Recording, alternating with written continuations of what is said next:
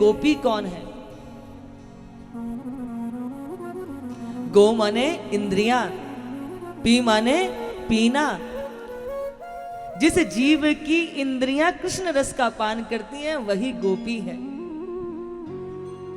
और बंधुओं, ये जो गोपी है ना, ये कौन है? ये दंडकारण्य वन के सारे संत गोपी हैं।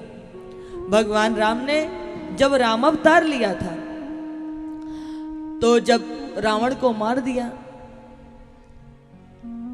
तो यहां भरत जी ने प्रभु राम से कहा था कि प्रभु 14 वर्ष के बाद यदि एक भी दिन आगे बढ़ा तो आपका ये भाई अपनी चिता स्वयं अपने हाथों से जला लेगा। कहा था ना। तो रावण को मार दिया। 14 वर्ष की वो आखिरी दिन था। तभी हनुमान जी प्रभु राम जी के पास गए। बोले प्रभु आपने सबका उद्धार कर दिया, पर वो सारे दंडकारण्य वन के संत आपके दर्शन के लिए बड़े जिज्ञासु हैं। आप कृपा करके उन सबको भी दर्शन दे करके आनंदित करें, उनका उद्धार करें। तब प्रभु राम ने कहा कि यदि अब मैं उनको दर्शन देने के लिए जाता हूं या उनके दर्शन करने के लिए जाऊंगा तो वहां भरत के जीवन पर संकट बन जाएगा। हनुमान जी ने कहा प्रभु वहां तो अकेले भरत है, परंतु दंडकारण्य वन में तो कितने संत हैं। तब राम जी तो सुहृदय है ना, दयालु है, करुणा के सागर हैं। वो कहते हैं हनुमान यदि मैं अभी दंडकारण्य वन में संतों को दर्शन देने के लिए गया तो वो तो एक क्षण का होगा, क्योंकि मैं शीघ्रता में हूंगा, दूर से वो मुझे प्रणाम करेंगे, मैं उनका दर्शन करूंगा। पर यदि उन्होंने कुछ समय तक तपस्या कर ली और केवल मुझे भज लिया तो आने वाले द्वापर में इन सारे दंडकारण्य वन के जितने भी साधु हैं ये सब ब्रजमंडल में गोपी बन के प्रकट होंगे और ये सब मेरे प्रेम के उसके आस्वादन को स्वीकार करेंगे। अब बंधु आप एक बात बताओ, दूर से एक क्षण का दर्शन करो या समीप से आप किसी के साथ खेलो, आप उनके प्रेम का जो प्रसाद स्वीकार करो, नित्य उनके दर्शन करो, नित्य उनकी लीलाओं का दर्शन करो। ये सुंदर था कि वो क्षणिक भर का दर्शन। तो हनुमान जी ने जाकर उन दंडकारण्य वन के सारे संतों को प्रभु की सूचना दी। बोले प्रभु ने कहा है कि यदि आपने थोड़ा विवेक धारण कर लिया, थोड़ा धैर्य धारण कर लिया और आपका तब यदि तपीभूत हो गया तो प्रभु आप सबकी इच्छा द्वापर में पूर्ण करेंगे। तो ये सारे दंडकारण्य वन के संत कहां पर आए हैं?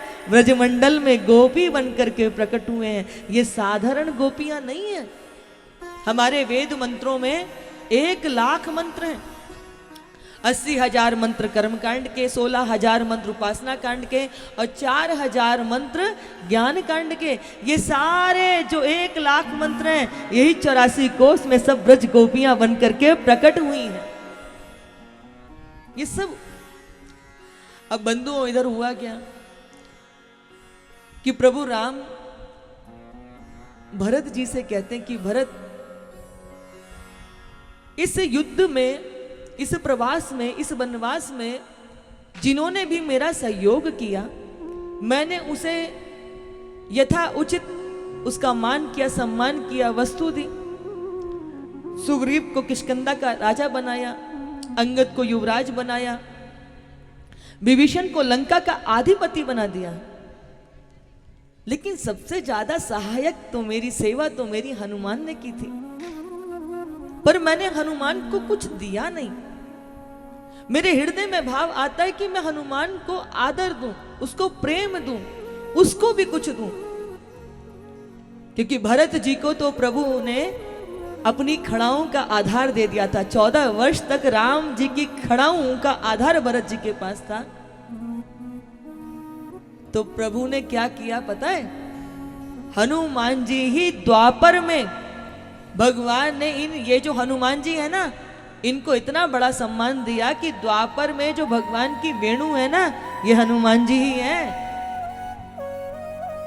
ये भगवान की वेणु का रूप लेकर के द्वापर में प्रकट हुई हैं। तो भगवान ने इनको क्या किया?